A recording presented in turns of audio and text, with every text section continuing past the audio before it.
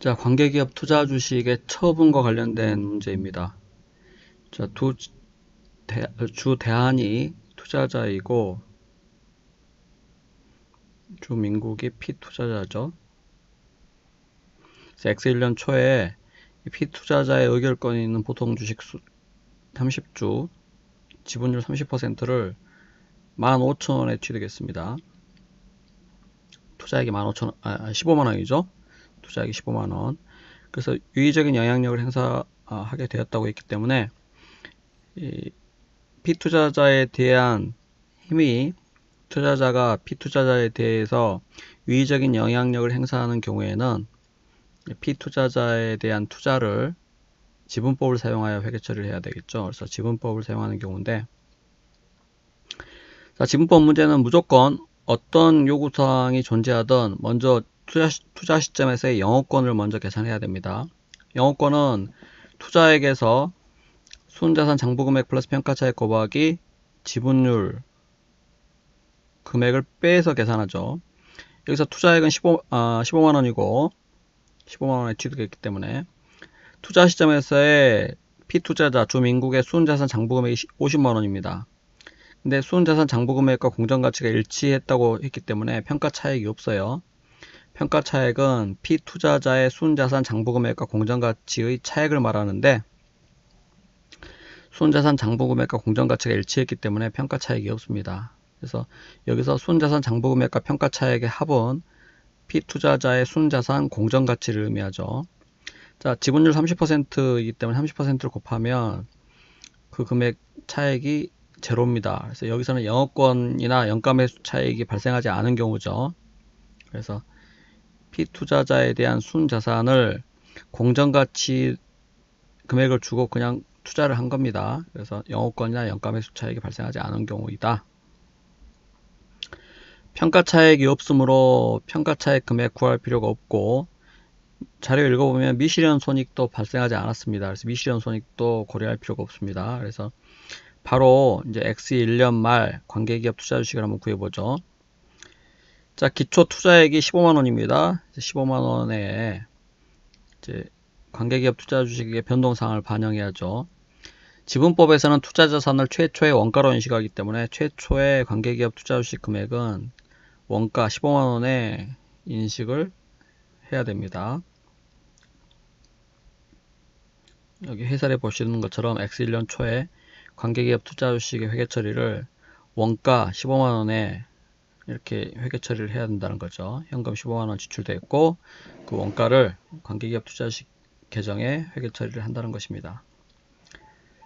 자, 지분법에서는 취득 시점 이후에 발생한 피투자자의 순자산 변동액 중 투자자의 몫을 해당 투자자산에 가감하도록 하고 있죠. 그래서 피투자자의 순자산 변동액을 먼저 파악해야 되는데, 자, X1년도에 피투자자, 즉 주민국의 당기순이익 12만원 발생했는데 당기순이익 발생하면 순자산이 증가하죠. 12만원 증가. 기타 포괄이익 5만원 보고 있습니다. 기타 포괄이익 발생해도 순자산이 증가하죠. 그래서 플러스 5만.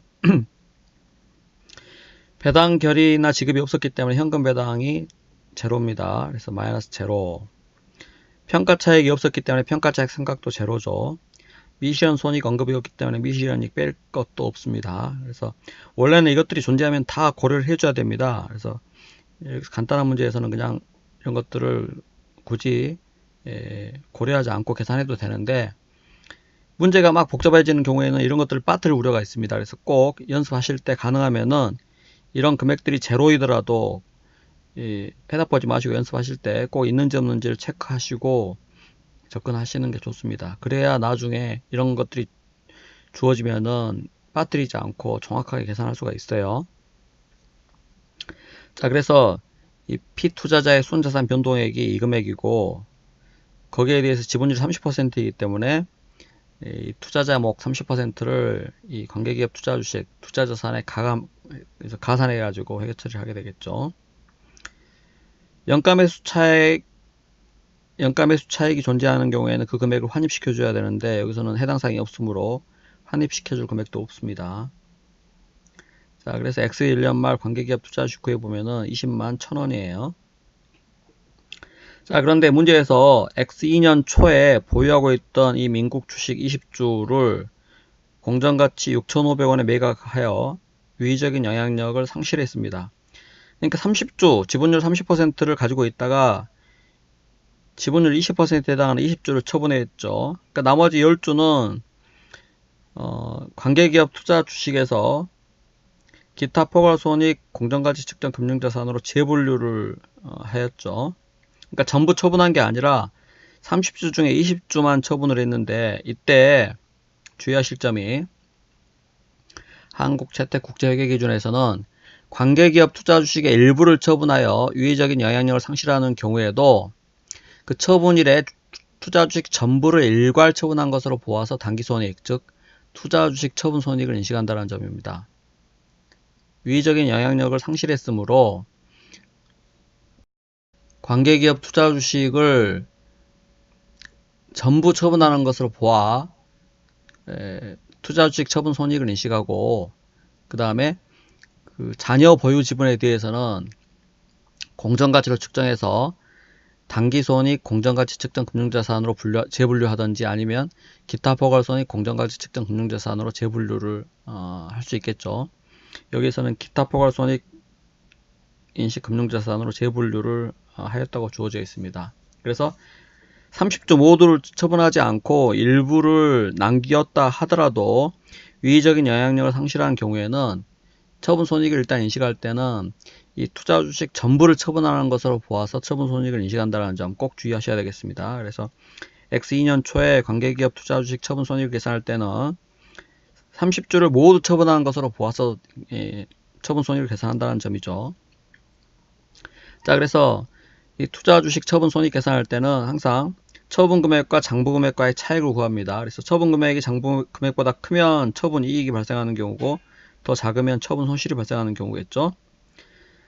일부만 처분했어도 유의적인 영향력을 상실한 경우에는 모두 처분한 것으로 보아서 처분 손익을 인식합니다. 그래서 30주를 전부 처분한 것으로 봅니다. 얼마에?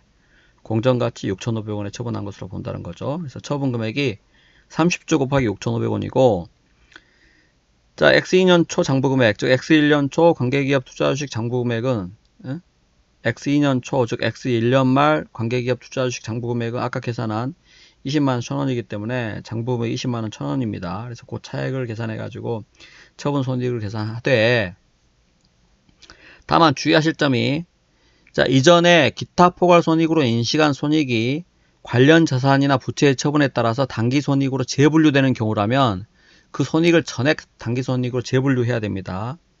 자, 그래서 기타 포괄, 여기 주민국의 기타 포괄이 5만원 보고했는데, 이 5만원이 채무 상품에 대한 금융자산 평가 이익이에요. 자, 채무 상품의 경우에는 이 금융자산을 처분을 할 때 기타 포괄 손익으로 인식했던 손익이 단기 손익으로 재분류되는 경우죠. 그래서 5만원에 대해서 기타 포괄 손익으로 인식한 5만원에 대해서 지분율 30%에 해당되는 것만큼 단기 손익으로 재분류해서 그 금액이 투자주식 처분 손익에 영향을 미칩니다. 그래서 기타 포괄 이익이 보고되었기 때문에 더해야 돼요. 만약에 기타 포괄 손실이 보고됐던 경우라면 빼줘야 되겠죠. 자, 그래서 기타 포괄 이익의 단기 손익 재분류로 인해서 이 투자주식 처분 손익에 영향을 받기 때문에 그것까지 감안해 가지고 처분 손익을 계산해야 됩니다. 그래서 9,000원 이익이 발생하는 경우죠. 그래서 답이 2번입니다. 한 가지 주의하실 점이, 만약에 여기 채무 상품이 아니라 이게 지분 상품으로 인한 이 금융자산 평가 이익이 발생했다면은, 자, 지분 상품의 경우에는 기타 포괄 이익으로 인식했던 금융자산 평가 이익을 처분했더라도 이거를 단기손익으로 재분류하지 않죠. 지분상품의 경우에는. 따라서 이게 만약에 지분상품으로 인한 기타 포괄 이익이라면 이 부분을 없애줘야 됩니다. 그래서 지분상품의 경우에는 이 부분만 가지고, 이 부분만 가지고 처분이익을 계산해 줘야 돼요. 꼭 주의하시기 바랍니다.